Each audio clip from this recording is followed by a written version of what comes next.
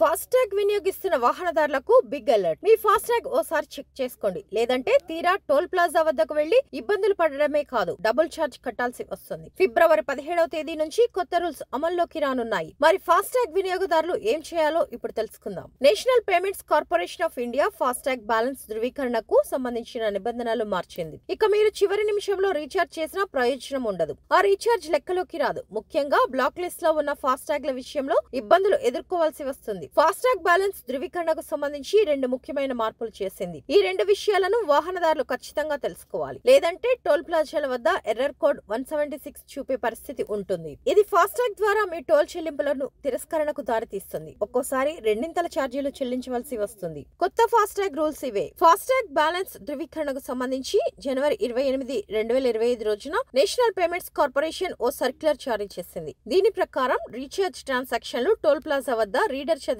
సమయం, తక్కువ బ్యాలెన్స్ లేదా బ్లాక్ లిస్ట్ కింద ట్యాగ్ ఉంచబడిన సమయం ఆధారంగా ధృవీకరించనున్నారు. రీడర్ రీడ్ టైం కు 60 నిమిషాల ముందు వరకు, రీడర్ రీడ్ టైం తర్వాత 10 నిమిషాల వరకు యాక్టివ్ గా లేని ట్యాగ్లపై రీఛార్జ్ ట్రాన్సాక్షన్లు రీజన్ కోడ్ 176 తో తిరస్కరించబడతాయి. ఈ కొత్త రూల్స్ ఫిబ్రవరి 17, 2025 నుంచి అమల్లోకి వస్తాయి. ఇందులో రెండు రకాల వెహికల్స్ ఉంటాయి: white listed vehicles, black listed vehicles. తక్కువ బ్యాలెన్స్ ఉండడం, కేవైసీ అప్డేట్ పెండింగ్ లో ఉండడం, వాహనం రిజిస్ట్రేషన్ నంబర్, చాసిస్ నంబర్ సరిపోలకపోవడం వంటి కారణాల్లో బ్లాక్ లిస్ట్ లో పెడతారు. ఫాస్టాగ్ బ్లాక్ లిస్ట్ లో పడితే వాహనదారులకు 70 నిమిషాల సమయం మాత్రమే ఉంటుంది. వినియోగదారు టోల్ ప్లాజా వద్దకు వచ్చినప్పుడు 60 నిమిషాలకు పైగా హాట్ లిస్ట్ లేదా మినహాయింపు జాబితాలో ట్యాగ్ ఉండి వెళ్లిన తర్వాత కనీసం 10 నిమిషాల పాటు లిస్ట్ లో ఉండిపోయినప్పుడు మాత్రమే ఫాస్టాగ్ ట్రాన్సాక్షన్ తిరస్కరించబడుతుంది. లేకపోతే ట్రాన్సాక్షన్ ప్రాసెస్ అవుతుంది. కొన్ని ఉదాహరణలతో అర్థం చేసుకునే ప్రయత్నం చేద్దాం. ఫాస్టాగ్ ఓనర్ T1 అవర్స్ పాటు బ్లాక్ లిస్ట్ లో ఉన్నాడు అనుకుందాం. టోల్ ప్లాజా వద్ద ఫాస్టాగ్ రీడింగ్ కి వచ్చినప్పుడు ట్రాన్సాక్షన్ ఎర్రర్ కోడ్ 176 ద్వారా తిరస్కరణకు గురవుతుంది.